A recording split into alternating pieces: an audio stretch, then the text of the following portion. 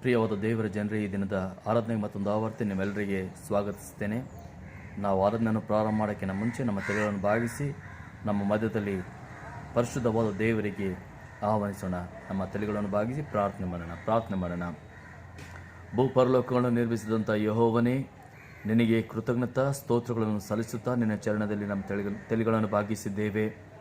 ಸ್ವಾಮಿ, ಈ ದಿನ ನಾವು ನಿನ್ನನ್ನು ಆರಾಧಿಸಲಿಕ್ಕೆ ಮತ್ತೊಂದು ಆವರ್ತೆ ನೀನು ಕೊಟ್ಟಿರ್ತಕ್ಕಂಥ ಅವಕಾಶಗೋಸ್ಕರ ಮತ್ತು ಸ್ವಾಮಿ ನಿನ್ನ ಕೃಪೆಗೋಸ್ಕರ ವಂದನೆಗಳನ್ನು ಸಲ್ಲಿಸುತ್ತಾ ನಿನ್ನ ಚರಣದಲ್ಲಿ ನಮ್ಮ ತಲೆಗಳನ್ನು ಭಾಗಿಸಿರುವಾಗ ಯೆಹೋವನೇ, ನಮ್ಮನ್ನು ಸ್ವೀಕರಿಸಿಕೋ, ನಮ್ಮನ್ನು ಮುದ್ರಿಸು. ಮಾತ್ರವಲ್ಲದೆ ನಾವು ಸಲ್ಲಿಸುವ ಈ ಆರಾಧನೆ ಮುಖಾಂತರ ನೀನೇ ಘನತೆಯನ್ನು ಹೊಂದಿಕೋ. ಕರ್ತನೇ, ನಿನ್ನ ಪ್ರಿಯವಾದ ಮಕ್ಕಳಿಗೆ ನಿನ್ನ ಪರಿಶುದ್ಧವಾದ ಹಸ್ತದಲ್ಲಿ ಒಪ್ಪಿಸಿಕೊಡ್ತಾ ಇದ್ದೇನೆ.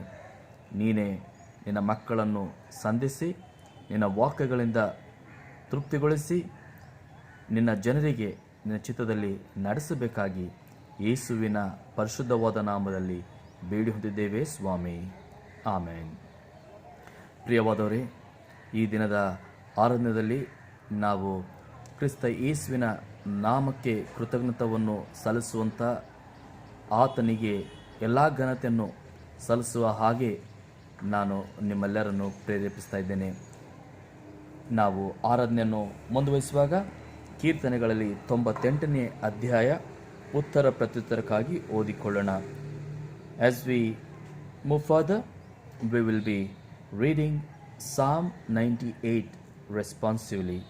हम भजन संहिता 98 अध्याय उत्तर प्रत्युत्तर के रूप में पढ़ेंगे. यहोवा के लिए एक नया गीत गाओ, क्योंकि उसने आश्चर्य कर्म किए हैं. उसके दाहिने हाथ और पवित्र भुजा ने उसके लिए उद्धार किया है. यहोवा ने अपना किया हुआ उद्धार प्रकाशित किया. उसने अन्य जातियों की दृष्टि में अपना धर्म प्रकट किया है. उसने इज़राइल के घराने पर की अपनी करुणा और सच्चाई की सुधि ली, और पृथ्वी के सब दूर दूर देशों ने हमारे परमेश्वर का किया हुआ उद्धार देखा है. सारे पृथ्वी के लोगों, यहोवा का जय जयकार करो, उत्साहपूर्वक जय जयकार करो और भजन गाओ. वीणा बजाकर यहोवा का भजन गाओ, वीणा बजाकर भजन का स्वर सुनाओ. तुरिया और नरसिंगे फूंक फूंक कर यहोवा राजा का जय जयकार करो. समुद्र और उसमें की सब वस्तुएं गरज उठे, जगत और उसके निवासी महाशब्द करे. नदियाँ तालियां बजाएं, पहाड़ मिलकर जय जयकार करे. ಕೊನೆ ವಚನ ನಾವೆಲ್ಲರೂ ಜೊತೆಗೆ ಓದ್ಕೊಳ್ಳೋಣ. आखिरी वचन हम साथ पढ़ेंगे. यह यहोवा के सामने हो, क्योंकि वह पृथ्वी का न्याय करने को आने वाला है.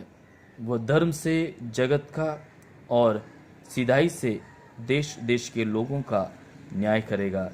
परमेश्वर इन वचनों को आशीषित करे. आमेन. ನಾವು ನಮ್ಮ ತಲೆಗಳನ್ನು ಭಾಗಿಸಿ ಪ್ರಾರ್ಥನೆ ಮಾಡೋಣ. ಪ್ರಾರ್ಥನೆ ಆದ ನಂತರ ನಾವೆಲ್ಲರೂ ಸೇರಿ परलोकದ ಪ್ರಾರ್ಥನೆ ಹೇಳ್ಕೊಳ್ಳೋಣ. आइए इस समय हम प्रार्थना करेंगे. प्रार्थना के पश्चात हम सारे लोग मिलकर परमेश्वर की सिखाई हुई प्रार्थना कहेंगे. आइए हम प्रार्थना करें. ಕ್ರಿಸ್ತ ಯೇಸುವಿನ ಶ್ರೇಷ್ಠವಾದ ನಾಮದಲ್ಲಿ ನಿನಗೆ ಕೃತಜ್ಞತಾ ಸ್ತೋತ್ರಗಳನ್ನು ಸಲ್ಲಿಸ್ತೇವೆ. ನಮ್ಮ ತಂದೆಯೇ, ನೀನು ಮಾಡಿರ್ತಕ್ಕಂಥ ಎಲ್ಲ ಕಾರ್ಯಗಳನ್ನು ನೆನೆಸಿಕೊಂಡು ನಿನಗೆ ಕೃತಜ್ಞತಾ ನಿನಗೆ ವಂದನೆಗಳನ್ನು ಹೇಳುತ್ತೇವೆ ಸ್ವಾಮಿ. ಯಾಕಂದರೆ ನೀನು ನಿನ್ನ ಕೃಪೆ, ನಿನ್ನ ಕರುಣೆ, ನಿನ್ನ ಆಶೀರ್ವಾದ ನಮ್ಮೆಲ್ಲರ ಮೇಲೆ ಇಟ್ಟಿರುವುದರಿಂದ ನಾವಿದನ್ನು ನಮ್ಮ ಎಣುವಿಕೆ ಜೀವಿಸುವ ಸಂಖ್ಯೆಯಲ್ಲಿ ಮಾಡಿಕೊಳ್ತಾ ಇದ್ದೇವೆ ಸ್ವಾಮಿ. ನೀನು ನಮಗೆ ಕೊಟ್ಟಿರ್ತಕ್ಕಂಥ ಈ ಉತ್ತಮವಂತ ದಿನಗೋಸ್ಕರ ನಿನಗೆ ವಂದನೆಗಳನ್ನು ಸಲ್ಲಿಸುತ್ತಾ ನಿನ್ನ ಚರಣದಲ್ಲಿ ಸೇರಿರುವಾಗ ಯೆಹೋವನೇ, ಯೇಸುವಿನ ನಾಮದಲ್ಲಿ ನಮ್ಮೆಲ್ಲರನ್ನು ಸ್ವೀಕರಿಸಿಕೋ. ಮಾತ್ರವಲ್ಲದೆ ಕರ್ತನೇ, ನಮ್ಮ ಪ್ರಾರ್ಥನೆಗಳನ್ನು ಲಾಲಿಸಬೇಕಾಗಿ ನಿನ್ನಲ್ಲಿ ಬೇಡಿಕೊಳ್ತಾ ಇದ್ದೇವೆ. ಕ್ರಿಸ್ತನೇ, ಈಗಾಗಲೇ ಸ್ವಾಮಿ ಇಡೀ ಪ್ರಪಂಚದಲ್ಲಿ ಜರುಗುವಂಥ ವಿಷಯಗಳನ್ನು ಸ್ವಾಮಿ, ನಾವು ನೋಡುತ್ತಿರುವಾಗ, ಕೇಳುತ್ತಿರುವಾಗ ಭಯದಲ್ಲಿ ಜೀವಿಸ್ತಾ ಇದ್ದೇವೆ ಕರ್ತನೆ. ಎಷ್ಟೋ ಜನರು ರೋಗಗಳಲ್ಲಿ, ಎಷ್ಟೋ ಜನರು ಕಷ್ಟ, ದುಃಖ, ಸಂಕಟ, ವೇದನೆಗಳಲ್ಲಿ ನರಳಾಡ್ತಾ ಇದ್ದಾರೆ ಸ್ವಾಮಿ. ಆದರೆ ನೀನು ನಮ್ಮೆಲ್ಲರಿಗೆ ನಿನ್ನ ಕೃಪೆ ಆಶೀರ್ವಾದದಲ್ಲಿ ಸ್ವೀಕರಿಸಿಕೊಂಡು ಸ್ವಾಮಿ ನಿನ್ನ ಸುರಕ್ಷತೆ, ಭದ್ರತೆಯನ್ನು ಕೊಟ್ಟು ನಮ್ಮನ್ನು ಕಾಪಾಡುತ್ತಾ ನಡೆಸಿದ್ದಕ್ಕಾಗಿ ವಂದನೆಗಳನ್ನು ಸಲ್ಲಿಸ್ತೇವೆ ಕರ್ತನೆ. ಇದೇ ರೀತಿಯಾಗಿ ಈ ದಿನ ಮತ್ತು ಬರುವ ಎಲ್ಲ ದಿನಗಳಲ್ಲಿ, ಎಲ್ಲ ಸಮಯಗಳಲ್ಲಿ ನಮ್ಮೆಲ್ಲರಿಗೂ, ನಿನ್ನ ಜನರಿಗೂ ಸ್ವಾಮಿ ನಿನ್ನ ಮುಟ್ಟುವಿಕೆಯನ್ನು ಕೊಟ್ಟು ಪ್ರತಿಯೊಬ್ಬರನ್ನು ಆಶೀರ್ವಾದದಲ್ಲಿ ನಡೆಸು. ನಮ್ಮಲ್ಲಿ ಕೆಲವರು ಸ್ವಾಮಿ ಅನಾರೋಗ್ಯದಿಂದ ಇದ್ದಾರೆ, ಕೆಲವರು ಜರುಗುವಂಥ ಕೊರೋನಾ ವೈರಸ್ ಸ್ವಾಮಿ ಅದರಲ್ಲಿ ಅವರು ಸಿಕ್ಕಾಕ್ಕೊಂಡು ಕರ್ತನೆ ವೇದನೆಗಳನ್ನು ಪಡ್ತಾ ಇದ್ದಾರೆ ಸ್ವಾಮಿ. ಅಂತ ಎಲ್ಲ ಜನರಿಗೆ, ಅಂತ ಎಲ್ಲ ನಿನ್ನ ಮಕ್ಕಳಿಗೆ ಸ್ವಾಮಿ ನಿನ್ನ ಪರಿಶುದ್ಧ ತಲುಪಿಸಿಕೊಡ್ತಾ ಇದ್ದೇವೆ ಕರ್ತನೆ. ನೀನು ನಮ್ಮ ಮಧ್ಯದಲ್ಲಿ ಕೆಲವರಿಗೆ ಆ ವೈರಸ್ನ ಸಮಸ್ಯೆಯಿಂದ ಬಿಡುಗಡೆಯನ್ನು ನೀಡಿ ಒಳ್ಳೆಯ ಆರೋಗ್ಯವನ್ನು ದಯಪಾಲಿಸಿ, ಇನ್ನು ಕೆಲವರು ಅಂಥ ಒಂದು ಸ್ಥಿತಿಯಲ್ಲಿ ಈ ದಿನಗಳಲ್ಲಿ ಇರುವಾಗ ಅವರಿಗೆ ನಿನ್ನ ಮುಟ್ಟುವಿಕೆಯನ್ನು ಕೊಟ್ಟು ಸ್ವಾಮಿ ನಿನ್ನ ಬಲ, ಶಕ್ತಿ, ನಿನ್ನ ಆರೋಗ್ಯವನ್ನು ದಯಪಾಲಿಸಿ ಅವರು ಉತ್ತಮವಾದ ರೀತಿಯಲ್ಲಿ ಮತ್ತೊಂದಾವರ್ತೆ ಕ್ರಿಸ್ತ ಯೇಸುವಿನ ನಾಮದಲ್ಲಿ ಬಲವನ್ನು ಹೊಂದಿಕೊಂಡು ಹಿಂತಿರುಗುವ ಹಾಗೆ ಕೃಪೆಯನ್ನು ಕೊಡು ಸ್ವಾಮಿ. ಅದೇ ರೀತಿಯಲ್ಲಿ ನಮ್ಮ ಸಭೆಯ ಎಲ್ಲ ಜನರಿಗೆ ನಿನ್ನ ಪರಿಶುದ್ಧ ಹಸ್ತದಲ್ಲಿ ಒಪ್ಪಿಸಿಕೊಡ್ತಾ ಇದ್ದೇವೆ. ಚಿಕ್ಕ ಮಕ್ಕಳಿಗೆ, ಯೌವನಸ್ಥರಿಗೆ, ಪ್ರಾಯಸ್ಥರಿಗೆ, ಪ್ರತಿಯೊಬ್ಬರನ್ನು ಸ್ವಾಮಿ ನಿನ್ನ ಮುಟ್ಟುವಿಕೆಯನ್ನು ಹೊಂದಿಕೊಂಡು ಪ್ರತಿಯೊಬ್ಬರು ನಿನ್ನಲ್ಲಿ ಸಂತೋಷ, ಸಮಾಧಾನ ಪಡ್ಕೊಂಡು ನಿನ್ನ ಸುರಕ್ಷಾ ಕವಚವನ್ನು ಪಡ್ಕೊಂಡು ಉತ್ತಮವಂತ ರೀತಿಯಲ್ಲಿ ಜೀವಿಸುವ ಹಾಗೆ ಕೃಪೆಯನ್ನು ಕೊಡು. ನಿನ್ನ ಜನರಿಗೆ ಸ್ವಾಮಿ ನಿನ್ನ ಮುಖದ ಬೆಳಕನ್ನು ಎಲ್ಲ ಸಮಯಗಳಲ್ಲಿ ನೀಡುತ್ತಾ ನೀನೇ ಇವರನ್ನು ಕಾಪಾಡಿ ನಡೆಸು. ಇವರು ಹೋಗುವಾಗಲೂ ಬರುವಾಗಲೂ ಮಾಡುವ ಎಲ್ಲ ಕೆಲಸ ಕಾರ್ಯಗಳಲ್ಲಿ ನಿನ್ನ ಸಹಾಯವನ್ನು ನೀಡು. ಪ್ರತಿಯೊಬ್ಬರಿಗೆ ಸ್ವಾಮಿ ಅವರ ಮನೆ ಸುತ್ತಮುತ್ತಲಾಗಲಿ, ಅವರ ಸುತ್ತಮುತ್ತಲಾಗಲಿ ಕರ್ತನೆ ದೇವದೂತರಿಗೆ ಕಾವಲುಗಾರರಾಗಿಟ್ಟು ನೀನೇ ನಿನ್ನ ಜನರನ್ನು ಕಾಪಾಡು.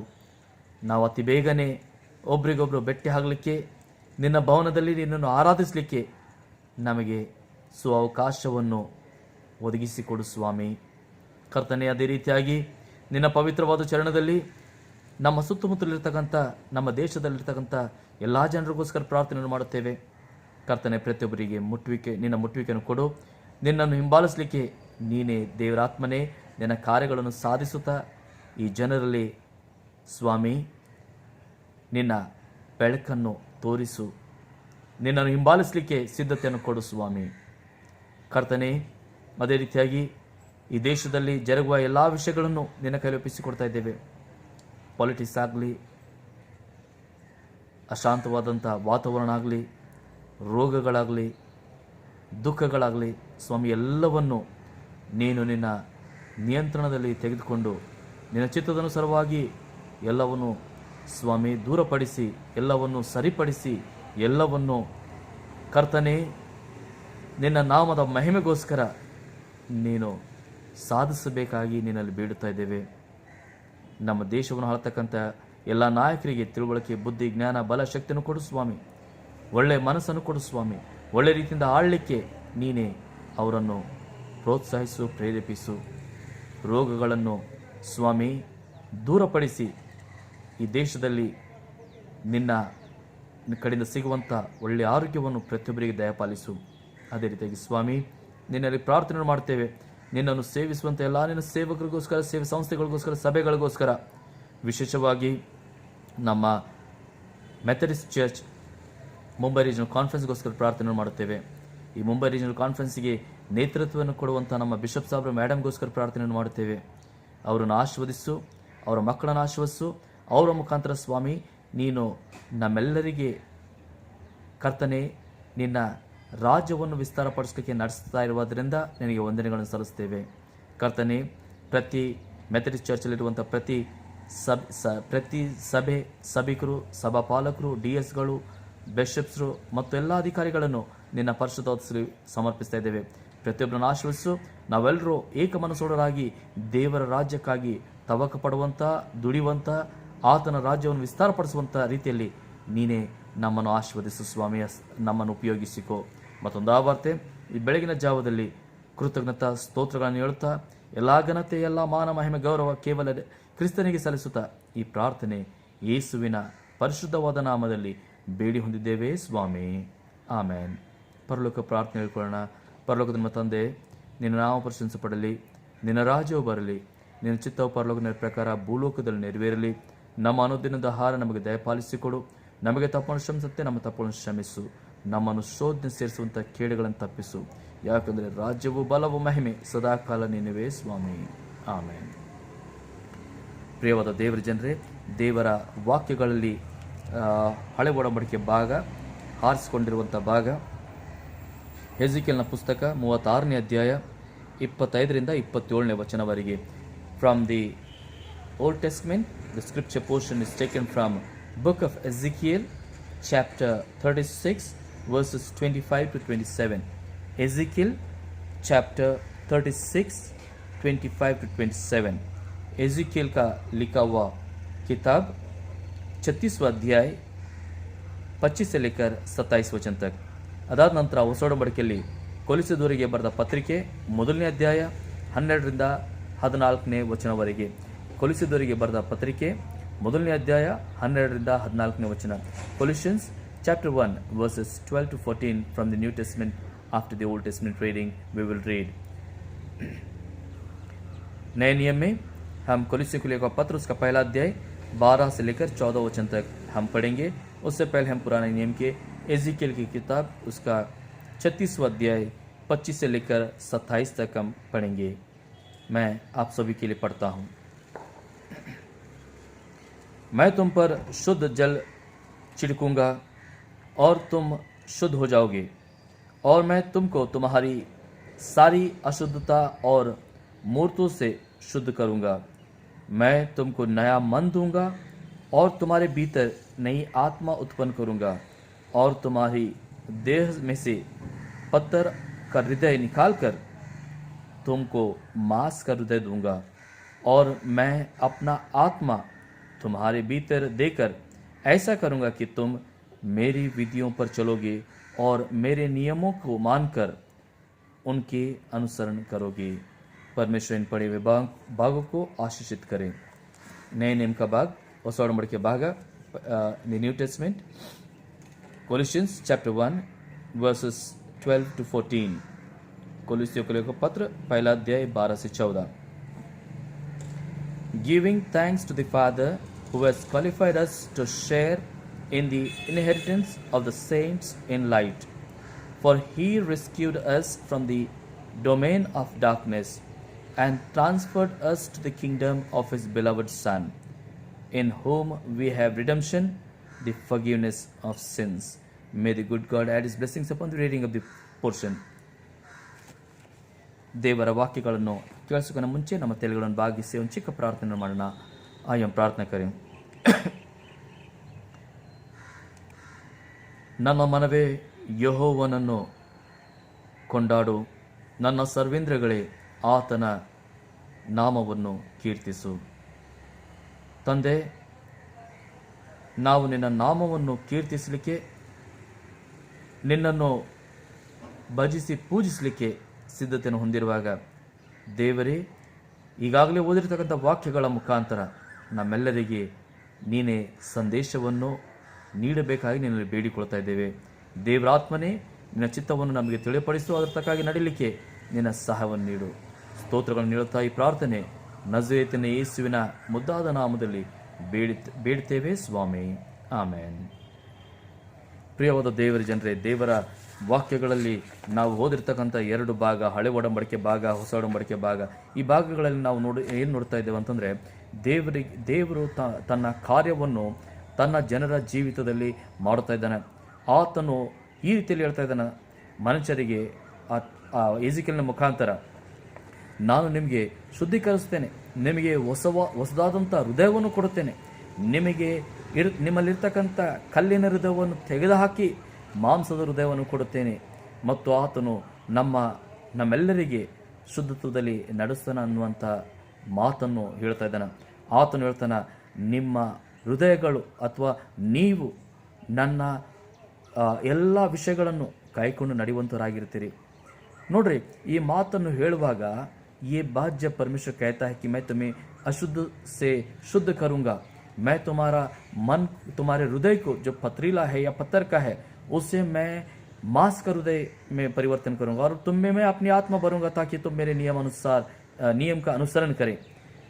प्रियो, जब ये बात परमेश्वर कह रहा है, जब ये बात परमेश्वर एजिकियल के द्वारा हम सबको बता रहा है, तो इसका मतलब ये है कि उसका अपार प्यार या उसका विशाल प्यार, ಆತನ ಪ್ರೀತಿಯನ್ನು ಆತನು ಇಲ್ಲಿ ನಮಗೋಸ್ಕರ ತೋರಿಸ್ತಾ ಇದ್ದಾನೆ. ಪ್ರಿಯರೇ, ಆತನು ತನ್ನ ಪ್ರೀತಿಯನ್ನು ನಮಗೋಸ್ಕರ ತೋರಿಸ್ತಾ ಇದ್ದಾನೆ. ಹೊಸ ಒಡಂಬಡಿಕೆ ಭಾಗದಲ್ಲಿ ಸಹ ನಾವು ಅದೇ ನೋಡ್ತಾ ಇದ್ದೀವಿ. ಕೊಲಿಸಿದವರಿಗೆ ಬರೆದ ಪತ್ರಿಕೆಯಲ್ಲಿ ಪೌಲನು ಬಹಳ ಸುಂದರವಾದ ರೀತಿಯಲ್ಲಿ ಬರೀತಾ ಇದ್ದಾನೆ. ಆತನ ವಾಕ್ಯಗಳನ್ನು, ಆತನ ಮಾತುಗಳನ್ನು ನಮಗೆ ತಿಳಿಸ್ತಾ ಇದ್ದಾನೆ. ದೇವರಿಗೆ ಯಾವಾಗಲೂ ನಾವು ಕೃತಜ್ಞತಾವನ್ನು ಸಲ್ಲಿಸುವಂತರಾಗಿರಬೇಕು. ಯಾಕೆ ಕಾರಣವನ್ನು ಸಹ ಆತನಲ್ಲಿ ಕೊಟ್ಟಿದ್ದಾನೆ.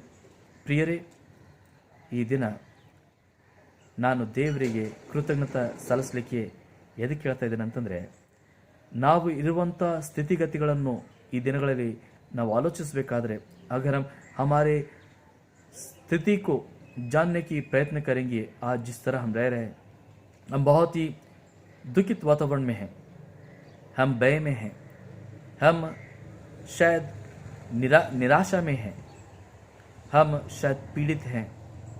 ऐसी स्थिति में ज़रूरी है कि परम प्रधान को याद करें, उसकी कृपा को, उसकी करुणा को याद करें, उसके कार्यों को याद करें, और कार्यों को याद करते हुए उससे धन्यवाद करते रहें, उसके प्रति आभार प्रकट करते रहें, धन्यवाद करते रहें. यदि हम उसे धन्यवाद करते रहेंगे, उसके किए हुए कार्यों के प्रति हम हृदयपूर्वक उस महान परमेश्वर को धन्यवाद करते रहेंगे, तो निश्चित वो परम प्रधान हमारी स्थितियों को बदल देगा. हमारे जीवनों में वो महाकार्य करेगा, और हो सकता है कि वो जो वादा हमसे किया है वो पूरा करने में थोड़ा भी विलंब नहीं करेगा. प्रियो, 5 बातें हैं जिसके वजह से ज़रूरी है कि हम उसे धन्यवाद करें. There are 5 eternal truths that motivate a life of thanksgiving. A life of thanksgiving. 5 eternal truths. Let me share it with you.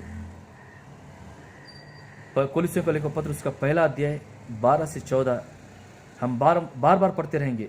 तो उसमें से जो बातें या उसमें से जो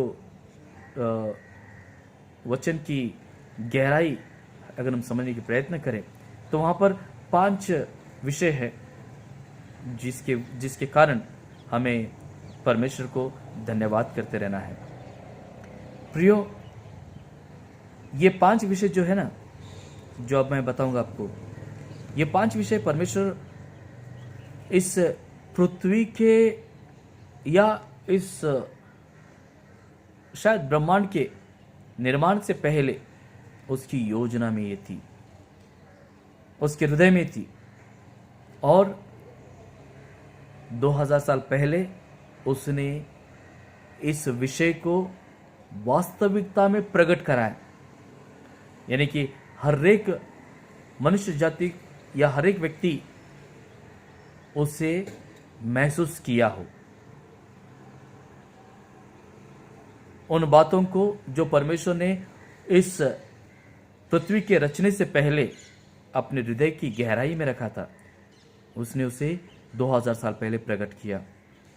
और वो ये है कि वो खुद प्रधान परमेश्वर स्वयं अपने बेटे के रूप में इस धरती पर आया 2000 साल पहले हमारे पापों के लिए।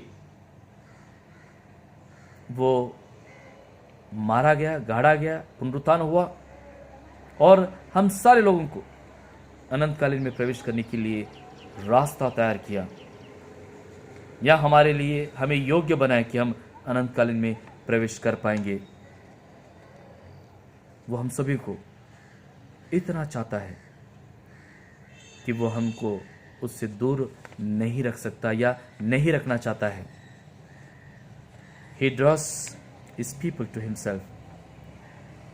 और जब वो अपने पास हमें पुकारता है, बुलाता है या खींचता है, तब वो चाहता है कि हम शुद्धता में आए।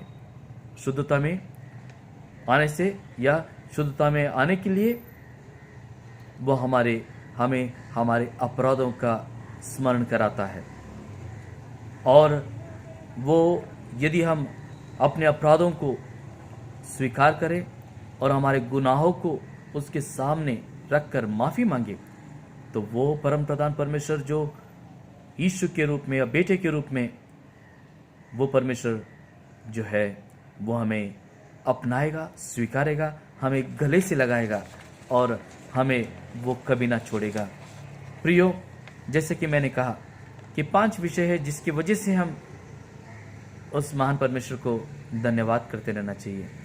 5 ವಿಷಯಗಳು, ಈ 5 ವಿಷಯಗಳ ಕಾರಣದಿಂದ ಅಥವಾ 5 ವಿಷಯಗಳ ಇದರಿಂದ ನಾವು ದೇವರಿಗೆ ಕೃತಜ್ಞತೆಯನ್ನು ಸಲ್ಲಿಸುವಂತರಾಗಿರಬೇಕು। ಮೊದಲನೇ ವಿಷಯ, ದೇವರಿಗೆ ಕೃತಜ್ಞತೆ ಸಲ್ಲಿಸಬೇಕಾದ್ರೆ ಮೊದಲನೇ ವಿಷಯ ಅದೇನಂತಂದರೆ 12ನೇ ವಚನದಲ್ಲಿ, ಕೊಲಿಸಿದವರಿಗೆ ಬರೆದ ಪತ್ರಿಕೆ 1ನೇ ಅಧ್ಯಾಯ 12ನೇ ವಚನ, ಆತನು ನಮ್ಮೆಲ್ಲರಿಗೆ ಪರಲೋಕಕ್ಕೆ ಸೇರಲಿಕ್ಕೆ ಅಥವಾ ಪರಲೋಕಕ್ಕೆ ಹೋಗಲಿಕ್ಕೆ ಯೋಗ್ಯರಾಗಿ ಮಾಡಿದ್ದಾನೆ। ಪ್ರಿಯರೇ, he has qualified already, he has qualified us for heaven। वो हमें स्वर्ग के लिए योग्य ठहराया है पहले ही। प्रियो, अगर हम देखें तो ये जो शब्द ग्रीक में है, इस ग्रीक में ये इस वचन को जो लिखा है, तो उसका सही अर्थ अगर हम देखें तो इस तरह है कि वो हमें योग्यता दिया है, हमें योग्यता दिया है कि हम स्वर्गारोहण या स्वर्ग में हम प्रवेश कर सके। और जैसे कि हम सभी को पता है कि हम आदम के संतान, आदम के जो गुण हैं वो हम सारे लोगों में हैं, और ये गुण अच्छा गुण नहीं है। हमारे अंदर अगर हम जाग के देखें तो बहुत सारे ऐसे गुण हैं हमारे अंदर जो परमेश्वर के लिए योग्य नहीं है। हमारे गुणों के कारण, नैसर्गिक गुणों के कारण, हमारे नैसर्गिक गुणों के कारण हम परमेश्वर के लिए योग्य नहीं ठहरते। हमारे अंदर द्वेष, क्रोध, हमारे अंदर परमेश्वर के विरुद्ध जाना, ये सारी बुराई या बुराई का भंडार मनुष्य पैदा होते ही उसके साथ आता है। एक छोटा बच्चे को उदाहरण, एक छोटा बच्चा जिसे जब बस पैदा होकर कुछ दिन या कुछ समय होने के पश्चात उसे दुनिया की कुछ समझ भी नहीं होती है, अगर उस बच्चे के हाथ में कुछ है तो आप उस चीज़ को छीनेंगे या उस चीज़ को लेंगे तो बच्चा चिल्लाने लगता है, रोने लगता है। तो इससे उसे किसी ने सिखाया नहीं कि तेरे हाथ से कुछ लेने पर तू चिल्ला या रो या तू उस चीज़ के लिए वापस चीख, उसे कोई सिखाया नहीं। ये नैसर्गिक स्वभाव है जो अंदर से उभरता है, अंदर से आता है। ऐसे बहुत सारे स्वभाव है जो नैसर्गिक है। हम जब बुद्धि ज्ञान हमारा बढ़ता है तो हम उन जो नैसर्गिक गुणों की वजह से हम परमेश्वर से दूर होते जाते हैं। और वचनों में लिखा है कि पाप का जो वेतन है वो मृत्यु है। The wages of sin is death. ये मृत्यु हमें आना अनिवार्य है। ये मृत्यु हमें आना अनिवार्य है। लेकिन लेकिन लेकिन हमारे वजह से या हमारे पापों की वजह से हम सारे लोगों को पता है कि परम प्रधान परमेश्वर यहोवा ने अपनी अपार योजना में अपने बेटे को हमारे जगह मृत्यु के लिए भेजा। हमारे पापों का अपराध उसके ऊपर डाला गया और हम सारे लोगों को उसने उसी समय हमारे गुनाहों से माफ किया, या हमारे गुनाहों को अगर कबूलेंगे तो उसी क्षण वो पिता हमें स्वीकार करेगा या हमें योग्य ठहराएगा। Yes qualified us for heaven. वो हमें योग्य ठहराएगा। योग्य पहले ही ठहराया है, लेकिन अगर हम इस समय उस परमेश्वर से हमारे गुनाहों के लिए, हमारे हर एक विषय के लिए माफ़ी अगर मांगते हैं तो वो हमें उस योग्यता में चलाएगा। दूसरा वचन 13 में लिखा है, वचन 13 में लिखा है, कोलोस्से का पत्र उसका पहला अध्याय 13वें वचन में लिखा है कि वो तुम्हें बचा लिया। He has rescued you। वो तुम्हें बचा लिया। अगर आप परमेश्वर यीशु मसीह में हैं तो वो तुम्हें अंधकार के बंधनों से बचा लिया है। ये जो शब्द है बचाया, ये अगर हम ग्रीक के जो करीबी शब्द है बाइबल के उस अर्थ को जाने तो इस तरह है कि वो तुम्हें उस भयंकर स्थिति से छीन लिया या तुम्हें वहां से वो छुटकारा दिया, वहां से वो हटा दिया। प्रियो, हम जैसे मैंने कहा कि आदम के संतान, हमारे गुण, हमारा स्वभाव जो परमेश्वर के विरुद्ध है, उस स्वभाव, उस गुणों के विरुद्ध शैतान हम पर हावी हुआ है। अंधकार की शक्ति हम पर हावी हुई है और हम मृत्यु की तरफ बढ़ रहे हैं। हम मृत्यु की तरफ चल रहे हैं। ಆದರೆ ಈ ದೇವರು ಏನು ಮಾಡಿದಂತಂದ್ರೆ, ಆ ಸೈತಾನನ ತಲೆಯನ್ನು ಜಜ್ಜಿ ತನ್ನ ಪರಿಶುದ್ಧವಾದ ರಕ್ತದಿಂದ ಆ ಕ್ರಿಸ್ತನು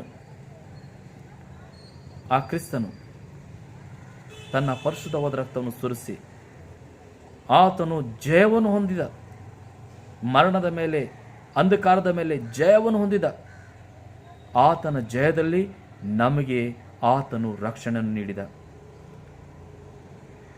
उसने शैतान की सर को कुचल दिया। उसके सर को कुचलकर उसके पवित्र लहू के बहाने से हम सारे लोगों को छुड़ा दिया या बचा लिया। इसीलिए हम उसको धन्यवाद करना है। हमें योग्यता दिया स्वर्ग के लिए, हमें बचाया इसलिए। और तीसरा, वो हमें 13वां वचन हम पढ़ें तो इस तरह लिखा है कि वो हमें इस लोक से उस लोक में ले लिया है। इस जगत से हमें उसके राज्य में प्रवेश करवाया है। यहाँ पर हम ये देखते हैं कि पौलुस अपने पत्र में, फिलिपियों को लिखा हुआ पत्र उसका 3 अध्याय 20 वचन में पौलुस इस तरह लिखता है कि हमारा नागरिकत्व यहाँ का नहीं है, स्वर्ग का है। और हम उस मसीहा के लिए हम इंतज़ार कर रहे हैं ताकि उसके साथ हम जा सके, वो लेने आएगा।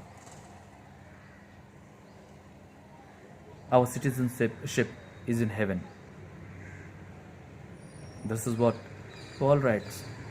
St. Paul says in Philippians chapter 3 verse 20. We are not the citizens of this land or this earth. We are the citizens of heaven. Already He has transferred us into the kingdom of God, into the new kingdom. परमेश्वर ने हमें पहले ही उस नए राज्य में प्रवेश करवाया है। इसीलिए हमें उससे धन्यवाद करना है, इसीलिए हमें उसे हृदयपूर्वक धन्यवाद करना जरूरी है। चौथा, अगर हम 14वें वचन का पहला भाग पढ़ेंगे तो वहां पर इस तरह लिखा है कि उसने हमें छुटकारा दिया है। He has redeemed you. वो हम सभी को, जैसे मैंने कहा, बचाया, वैसे वो छुटकारा भी दिया है। केवल बचाकर हमें वो अलग नहीं किया, बल्कि हमें वो छुटकारा दिलाया ताकि हम वापस उस जाल में ना पड़ सके, अंधकार के जाल में ना पड़ सके। वैसा छुटकारा उसने दिया है। He has redeemed you. और वो छुटकारा देने के लिए वो परमेश्वर ने, जैसा हम सभी को पता है कि वो परमेश्वर ने मूल्य चुकाया है। एक छोटी सी इंसिडेंट या कहानी जो मुझे इस समय याद आ रही है। एक छोटा सा बालक था, बहुत ही कुशल और अच्छी रीति से वो कार्यों को करता था, या इस तरह कहिए कि उस बच्चे के हाथ में कुछ ऐसा कला था कि वो अच्छी चीज़ें बना सकता था। तो उसने एक बार ऐसे बैठ कर सोचा वो बच्चा, और उसने सोचा कि मैं एक अच्छा नाव बनाऊं, एक छोटा सा बोट, अच्छा सा बोट बनाऊं। और वो एक छोटा सा सुंदर सा लकड़ी को लेकर उसे रूप देकर एक नाव तैयार किया, सुंदर नाव। और उस नाव को तैयार करके बहुत ही खुश हुआ कि बहुत दिखने में भी सुंदर है और अच्छा लग रहा है। और उस नाव को उसने ये सोचा कि एक नदी के पास ले गया और सोचा कि इसे मैं इस छोटा सा नदी, नाला बोल सकते हैं हम, नाला में उसने छोड़ा। और देख रहा था कि ये नाव वाकई पानी पे तैर रही है या तैरेगी या डूबेगी। तो उसने उस नाव को जब पानी पर नाला में छोड़ा तो नाला का बहाव जरा ज़्यादा होने की वजह से वो नाव उसमें बहते हुए चली गई।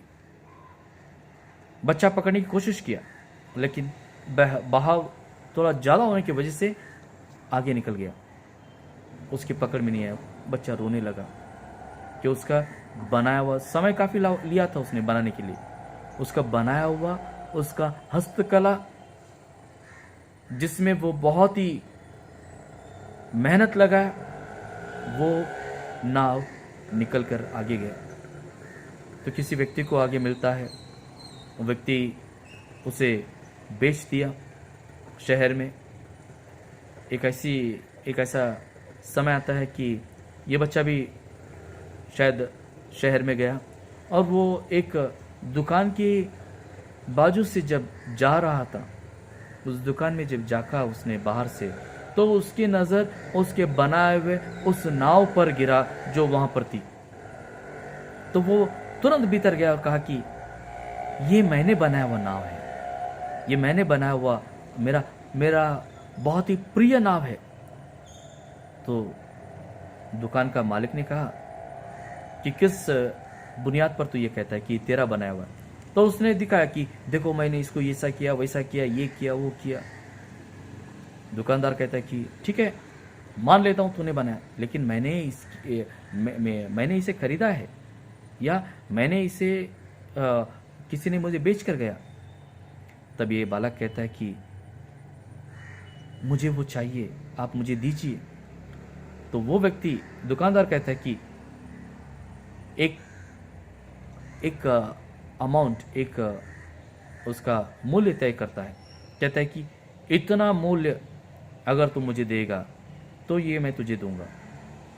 अब मूल्य इतना होता है कि ये बच्चे का शायद उस समय देने के लिए उसके पास योग्यता नहीं है या वो दे नहीं सकता, लेकिन क्योंकि उसने बनाया हुआ है, क्योंकि उसका हस्तकला है, ये बच्चा उसका पूरा श्रम लगाता है और उसे कहता है कि, दुकानदार से कहता है कि अंकल कुछ दिन की मोहलत दीजिए, मैं कर दूंगा।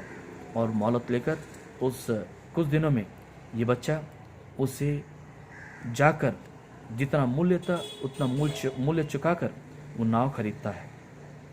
और जैसे उसके हाथ में वो नाव आता है वो बहुत खुशी से उछलता है, कहता है कि मैंने इसे बनाया और मैंने इसे खरीदा, मैं इसे 2 बार इसके ऊपर, या ये मेरा है, 2 बार मेरा है, मैंने इसे बनाया भी और मैंने इसे खरीदा भी। बहुत खुश होता है, वो अपने सीने से लगाता है, वो कहता है कि ये मेरा है, ये मेरा है। प्रियो, ऐसे ही इधे रीतिली देवरु परमेश्वर ऐसे ही किया। उसने हमें बनाया, हम इस दुनिया के बहाव में बह गए, अंधकार ने हमें जकड़ लिया, हमें बंधन में डाल दिया। यीशु आके अपना लहू, अपना परिश्रम, अपना त्याग हमारे लिए किया, जिसकी वजह से हम उसके दोबारा, उसने हमें खरीदा या दोबारा हम उसके हो गए। He has redeemed you। इसीलिए हम उसको धन्यवाद करना है। और धन्यवाद करने का और एक कारण, 5वां कारण, जो जिसकी वजह से हमें उसे हृदयपूर्वक धन्यवाद करना है, वो ये कि वो परमेश्वर ने हमें क्षमा किया। He forgave you। कोलोस्से को लिखा पत्र, उसका पहला अध्याय 14 वचन का आखिरी भाग में इस तरह लिखा है कि उसने तुम्हें क्षमा किया। क्षमा हमने नहीं मांगा उसके पास, हम तो खोए हुए थे, हमें उसकी ज्ञात भी नहीं था, फिर भी उसने उसके उदार मन से हमें क्षमा किया। He forgave all of us। ये कारण है, ये 5 कारण है कि हम उसकी हमेशा स्तुतिगान करते रहना है, उसको धन्यवाद करते रहना है। ये 5 कारणों की वजह से उसे धन्यवाद करते रहना है। प्रियो, अब मैं आपसे ये कहूँगा कि धन्यवाद इस 5 कारणों के लिए करना है, लेकिन किस तरह धन्यवाद करना है? How am I to give thanks to God? How can you give thanks to God? पहला, तुम्हारे शब्दों से, तुम्हारे वचनों से, तुम्हारे बातों से तुम उसे धन्यवाद करते रहना है। हिब्रूओं को लिखा पत्र, उसका 13वां अध्याय 15 वचन में इस तरह लिखा है कि हमेशा परमेश्वर की स्तुति गान करते रहो, ये तुम्हारा निरंतर देने वाला परमेश्वर के लिए यज्ञ है। तुम्हारे होठों से उसके नाम की बढ़ाई करते रहो। We have to thank God by speaking words of thanksgiving often। अपने होठों से, अपने मुंह से उसकी महिमा गाते रहो। दूसरा आप धन्यवाद इस तरह कर सकते हैं कि परमेश्वर के राज्य के विस्तार के लिए आप जो परमेश्वर ने आशीषित किया है, उस आशीषों में से आप उसके चरणों में देना सीखो, उसके चरणों में लाना सीखो। एक उद्धार मन का दानी बनो, परमेश्वर के राज्य के लिए दिया करो, परमेश्वर के कार्य के लिए दिया करो। जो तुम्हें वो दिया है उसमें से तुम उसे देना अनिवार्य है। इस तरह हम परमेश्वर को धन्यवाद कर सकते हैं, by becoming a generous giver.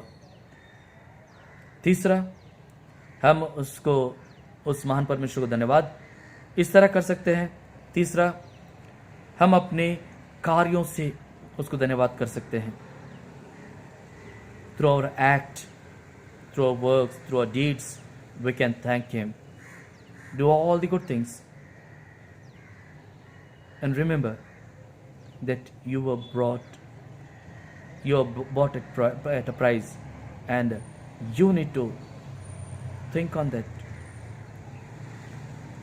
आपको ये जानना है या ये समझना है कि आपको उसने वापस मूल्य चुकाकर खरीदा हुआ है। ये जानकर या इसे समझकर आप दूसरों को या दूसरों के लिए अच्छाई का कार्य करते रहें, दूसरों को उनके जीवनों को आप बनाते रहें, दूसरों को अच्छाई में चलाने का प्रयत्न करते रहें, by your act, deed and by your work. ये 3 विषय हैं। इन 3 विषयों के जरिए आप परमेश्वर को धन्यवाद कर सकते हैं। यदि आप लोग इन वचनों से प्रेरित, प्रोत्साहित हुए हैं प्रियो, तो आज से निरंतर हर स्थिति में परमेश्वर को धन्यवाद करने के लिए योग्य ठहरे। तब जाकर परमेश्वर अनंतकालीन में जैसा वादा किया है, वो वादा के अनुसार हमें अनंतकालीन में चलाएगा। परमेश्वर आप सभी को आशीषित करे। ಆಮೇನ್। ಈ ಸಮಯದಲ್ಲಿ ನಾವು ಪ್ರಕಟಣೆಗಳು ಈ ರೀತಿಯಲ್ಲಿದೆ। ಮುಂದಿನ ಭಾನುವಾರ ಇದೇ ರೀತಿಯಲ್ಲಿ ನಾವು ದೇವರ ಆರಾಧನೆಯನ್ನು ಯೂಟ್ಯೂಬ್ ಮುಖಾಂತರ ಮಾಡೋಣ, ಆನ್ಲೈನ್ ಮಾಡೋಣ। ಮಾತ್ರವಲ್ಲದೆ ನಿಮ್ಮೆಲ್ಲರಿಗೆ ಕೇಳ್ಕೊಳ್ಳುವಂಥ ವಿಷಯ ಏನಂತಂದರೆ, ದಯಮಾಡಿ ನೀವು ಆರಾಧನೆ ಆದಮೇಲೆ ನಿಮ್ಮ ಕಾಣಿಕೆಗಳನ್ನು ಸೇರಿಸಿ ನಿಮಗೆ ಕೊಟ್ಟಿರ್ತಕ್ಕಂಥ ಪ್ಲಾಸ್ಟಿಕ್ ಡಬ್ಬದಲ್ಲಿ ಆಗಲಿ ಅಥವಾ ನೀವು ನಮ್ಮ ಚರ್ಚ್ ಟ್ರೆಷರರ್ ಸ್ಟೀಫನ್ ಗೌಡರ್ ಇವರಿಗೆ ಕಾಂಟ್ಯಾಕ್ಟ್ ಮಾಡಿ ನಿಮ್ಮ ಕಾಣಿಕೆಗಳಾಗಲಿ, ನಿಮ್ಮ ಡೊನೇಷನ್ಸ್ಗಳಾಗಲಿ, ನಿಮ್ಮ ಮಂತ್ಲಿ ಟೈತ್ಗಳಾಗಲಿ ನೀವು ಬ್ಯಾಂಕ್ ಅಕೌಂಟಲ್ಲಿ ಹಾಕಬೇಕಾಗಿ ನಿಮ್ಮಲ್ಲಿ ಕೇಳ್ಕೊಳ್ತಾ ಇದ್ದೇನೆ। ನೀವು ಸ್ಟೀಫನ್ ಗೌಡರಿಗೆ ಮಾತನಾಡಿ ಅವ್ರ ಹತ್ರ ಬ್ಯಾಂಕ್ ಡೀಟೇಲ್ಸ್ ತೆಗೆದುಕೊಂಡು ನಿಮ್ಮ ಕಾಂಟ್ರಿಬ್ಯೂಷನ್ಸ್ಗಳು, ನಿಮ್ಮ ಎಲ್ಲ ಬ್ಯಾಲೆನ್ಸಸ್ ಕ್ಲಿಯರ್ ಮಾಡ್ಕೊಳ್ಬೇಕಾಗಿ ನಿಮ್ಮಲ್ಲಿ ಕೇಳ್ಕೊಳ್ತಾ ಇದ್ದೇನೆ। ಯಾಕಂತಂದರೆ ದೇವರ ಕೃಪೆ, ದೇವರ ಆಶೀರ್ವಾದ ಬೇಕಾದರೆ ಪ್ರಿಯರೇ, ನಾನಲ್ಲ ಆದರೆ ದೇವರ ವಾಕ್ಯ ಹೇಳ್ತದೆ, ನೀವು ಆತನಲ್ಲಿ ಸೇರಬೇಕಾದ್ರೆ, ಆತನಲ್ಲಿ ಇರಬೇಕಾದ್ರೆ, ಆತನ ಆಶೀರ್ವಾದ ಹೊಂದ್ಕೊಳ್ಬೇಕಾದ್ರೆ, ಆತನು ಕೊಟ್ಟಿರ್ತಕ್ಕಂಥ ಆಶೀರ್ವಾದಗಳಲ್ಲಿ ನೀವು ದಶಮಾಂಶವನ್ನು ತೆಗೆದುಕೊಂಡು ಬರಬೇಕು। ಆದುದರಿಂದ ಪ್ರಿಯರೇ, ದಯಮಾಡಿ ನಿಮ್ಮ ಕಾಣಿಕೆಗಳನ್ನು ಬಾಕಿ ಇಟ್ಕೊಳ್ಳಾರ್ದೆ ನೀವು ಸ್ಟೀಫನ್ ಗೌಡ್ರಿಗೆ ಫೋನ್ ಮಾಡಿ ನಿಮ್ಮ ಕಾಣಿಕೆಗಳನ್ನು ಅವರ ಮುಖಾಂತರ ಬ್ಯಾಂಕ್ ಅಕೌಂಟಲ್ಲಿ, ಚರ್ಚ್ ಬ್ಯಾಂಕ್ ಅಕೌಂಟಲ್ಲಿ ಸೇರಿಸಬೇಕಾಗಿ ನಿಮ್ಮಲ್ಲಿ ಕೇಳ್ಕೊಳ್ತಾ ಇದ್ದೇನೆ। ಅದಲ್ಲದೆ ಈ ವಾರದಲ್ಲಿ ತಮ್ಮ ಜನ್ಮದಿನವನ್ನು ಆಚರಿಸುವಂಥ ಜನರ ಹೆಸರನ್ನು ಹೋಗ್ತೇನೆ, ಅವ್ರಿಗೋಸ್ಕರ ನಾವು ಬರ್ತ್ಡೇ ಸಾಂಗ್ ಮಾಡೋಣ ಮತ್ತು ಪ್ರಾರ್ಥನೆ ಮಾಡೋಣ। ಪ್ರಾರ್ಥನೆ ಮಾಡುವಾಗ ನಾವು ಕೆಲವರು ಅನಾರೋಗ್ಯದಿಂದಿದ್ದಾರೆ ಅಂತ ಎಲ್ಲ ಜನರಿಗೋಸ್ಕರ ಪ್ರಾರ್ಥನೆ ಮಾಡೋಣ। ಈಗ ಬರ್ತ್ಡೇ ಆಚರಿಸುವಂಥ ಜನರು ಈ ರೀತಿಯಲ್ಲಿ ಇದ್ದಾರೆ। Today 26th Doreen Sylvia Talakeri, 26th Clara Conrad Lucas, 28th Johnson Doddamane, 28th Shweta Ravi Unnithan, 28th Angel Stanley Nagel, 29th Meenakshi Samson Kanwali, 30th Sneha Subhash Dodamani. ये प्रियजन अपनी जन्मदिन सप्ताह मना रहे हैं। ಈ ಪ್ರಿಯವಾದವರು ತಮ್ಮ ಜನ್ಮದಿನವನ್ನು ಈ ವಾರದಲ್ಲಿ ಆಚರಿಸ್ತಿದ್ದಾರೆ। ಇವ್ರಿಗೋಸ್ಕರ ನಾವು ಬರ್ತ್ಡೇ ಸಾಂಗನ್ನು ಆಡೋಣ, ಅದಾದ ನಂತರ ಪ್ರಾರ್ಥನೆಯನ್ನು ಮಾಡಿ ನಾವು ಆರಾಧನೆಯನ್ನು ಮುಕ್ತಾಯಗೊಳಿಸೋಣ। ಬರ್ತ್ಡೇ ಸಾಂಗನ್ನು ಆಡೋಣ। Happy birthday to you, Happy birthday to you. Happy birthday, dear all. Happy birthday to you. May God bless you all. ದೇವ್ರು ನಿಮ್ಮೆಲ್ಲರಿಗೂ ಆಶೀರ್ವದಿಸಲಿ. ಪ್ರಾರ್ಥನೆ ಮಾಡೋಣ. ನಾವೆಲ್ಲರೂ ಈ ಪ್ರಿಯವಾದ ಜನರಿಗೋಸ್ಕರ ಪ್ರಾರ್ಥನೆ ಮಾಡೋಣ. ಅದಲ್ಲದೆ ನಾವು ಕೆಲವರು ಅನಾರೋಗ್ಯದಿಂದ ಇದ್ದಾರೆ ಅಂಥ ಎಲ್ಲ ಜನರಿಗೋಸ್ಕರ ಪ್ರಾರ್ಥನೆ ಮಾಡೋಣ. ಮಾತ್ರವಲ್ಲದೆ ನಮ್ಮ ದೇವರು ನಮ್ಮೆಲ್ಲರ ಮೇಲೆ ಆಶೀರ್ವಾದವನ್ನು ನಿರಂತರವಾಗಿ ನೀಡುವ ಹಾಗೆ ಆತನಲ್ಲಿ ಕೋರೋಣ, ಪ್ರಾರ್ಥನೆ ಮಾಡೋಣ. आइए हम प्रार्थना करें. प्रिय परमेश्वर, हम आपको फिर एक बार धन्यवाद करते हैं. आपको सारा मान महिमा गौरव देते हैं. इस समय इन प्रियजनों को जो अपनी जन्मदिन सप्ताह मना रहे हैं, इन सभियों को आपके पवित्र हाथों में समर्पित करते हैं. हम प्रार्थना करते हैं डोरिन इस बहन के लिए, जैसी भी नए साल में प्रवेश कर रही हैं, पिता विनती करते हैं कि आप उनके साथ रहिए और उन्हें आपके अनुग्रह में बढ़ाते चलाएं. उसी तरह बच्ची क्लैरा के लिए प्रार्थना करते हैं. पिता परमेश्वर, क्लैरा कॉनराड लूकस इस बच्ची को आशीषित करें, उसकी बुद्धि ज्ञान को बढ़ोतरी दे, उसे बल दे, उसे अच्छा आरोग्य दे और जैसे नए साल में प्रवेश करेगी आप उसके साथ रहकर उसकी अगुवाई करें पिता. उसी तरह प्रार्थना करते प्रभु, इस समय Johnson Dodamani, Shweta Ravi Nitan, Angel Stanley Nagel, Meenakshi Samson Kanwali, Sneha Subhash Dodamani, इन सारे प्रियजनों को आप एक एक कर छू लें. इनके ऊपर आपकी अनुग्रह हमेशा रखे पिता.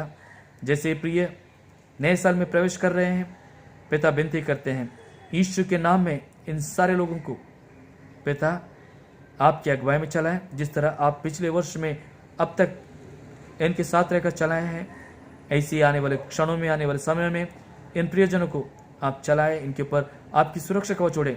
अंधकार की कोई शक्ति, शैतानी कोई ताकत, बुराई या कोई खामी कमजोरी इनको आपके अनुग्रह से न रोक सके, बल्कि हमेशा ये प्रियजन आपके उजाले में रहे, ऐसे आशीषित करें. उसी तरह प्रार्थना करते हैं उन प्रियजनों के लिए जो बीमार अवस्था में हैं, जिनको आपकी स्पर्श की आवश्यकता है, जो कमज़ोर हालत में हैं. पिता हमारे कलीसिया के इन प्रिय लोगों को आप छू कर चंगाई दीजिए. रिचर्ड डेविड चिनाया के लिए प्रार्थना करते हैं. कुरी आंटी के लिए प्रार्थना करते हैं. लोबो आंटी के लिए प्रार्थना करते हैं. मेरी अर्थर आंटी के लिए प्रार्थना करते हैं पिता. उसी तरह हम भाई जॉन इमैनुअल के लिए प्रार्थना करते हैं. जोएल बेन इस बच्चे के लिए प्रार्थना करते हैं. और हम प्रार्थना करते हैं उन सारे लोगों के लिए जो इस समय हमारे कलीसिया के सदस्य कोरोना से पीड़ित है पिता, जो अस्पताल में है, जो घर में है, होम क्वारंटाइन पिता, इन सारे लोगों पिता आप छू कर आपका स्पर्श इन्हें दे पिता. इनके जीवन में हर एक खामियों को हटा दे और रोगों को हटा दे पिता. जो वायरस से पीड़ित है पिता परमेश्वर, विनती करते हैं कि आप इन्हें शारीरिक मजबूती दें ताकि उस वायरस के ऊपर जय पा सकें. पिता परमेश्वर, आपने बहुतों को, हमारे कलीसिया के बहुत सारे लोगों को अपनी चंगाई भी दी है. अब कुछ और बाकी है पिता. इन लोगों को चंगाई देकर आपके नाम की गवाही के लिए आप सिद्ध करें. फिर एक बार इन सारे लोगों को एक एक कर हम आपके हाथों में समर्पित करते हैं. सभियों को आशीषित करें, सभियों को आपके अनुग्रह में चलाएं. उसी तरह इस आराधना के बाद पिता आपके बच्चे आपके चरणों में जो दान अर्पण करेंगे पिता, उस दान पर आपके आशीष होने दें. उस दान को आप आपके राज्य के विस्तार के लिए उपयोग करें. और पिता परमेश्वर, विनती करते हैं कि आपके आशीष, आसमानी आशीष आपके बच्चों के जीवनों में, उनके घरों में, उनके इर्द गिर्द हर जगह आप उंडेले, ताकि आपके बच्चे हमेशा आप में संतुष्ट रह सके.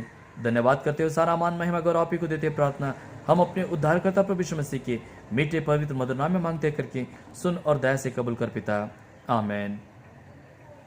ನಮ್ಮ ಕರ್ತನಾದ ಯೇಸು ಕ್ರಿಸ್ತನ ಕೃಪೆ, ತಂದೆಯಾದ ದೇವರ ಪ್ರೀತಿ, ಪರಿಶುದ್ಧಾತ್ಮನ ಉನ್ನತ ಸಹವಾಸ ನಿಮ್ಮೆಲ್ಲರ ಜೊತೆಯಲ್ಲಿ ಇಂದಿಗೂ ಎಂದಿಗೂ ನೆಲೆಯಾಗಿರಲಿ. ಆಮೇನ್. ಪರಮೇಶ್ವರ आप सभी को आशीषित करे. ಮುಂದಿನ ವಾರ ಇದೇ ರೀತಿಯಾಗಿ ನಾವು ದೇವರನ್ನು ಆರಾಧಿಸೋಣ. ದೇವರು ನಿಮ್ಮೆಲ್ಲರಿಗೆ ಆಶೀರ್ವಾದವನ್ನು ನೀಡಲಿ. ಮಾತ್ರವಲ್ಲದೆ ನಿಮಗೆ ಏನಾದರೂ ಪ್ರಾರ್ಥನೆ ಕೋರಿಕೆಗಳಿದ್ದರೆ ದಯಮಾಡಿ ನನಗೆ ನೀವು ಫೋನ್ ಮಾಡಿದರೆ ನಾನು ನಿಮ್ಮ ಜೊತೆಗೆ ಫೋನಲ್ಲಿ ನಾನು ಪ್ರಾರ್ಥನೆ ಮಾಡ್ತೀನಿ. ನೀವು ನಿಮ್ಮ ಕೋರಿಕೆಗಳನ್ನು ನನಗೆ ಫೋನಲ್ಲಿ ತಿಳಿಸಬೇಕಾಗಿ ನಿಮ್ಮಲ್ಲಿ ಕೇಳ್ಕೊಳ್ತಾ ಇದ್ದೇನೆ. ದೇವರು ನಿಮ್ಮೆಲ್ಲರಿಗೆ ಆಶೀರ್ವದಿಸಲಿ. ಆಮೇಲೆ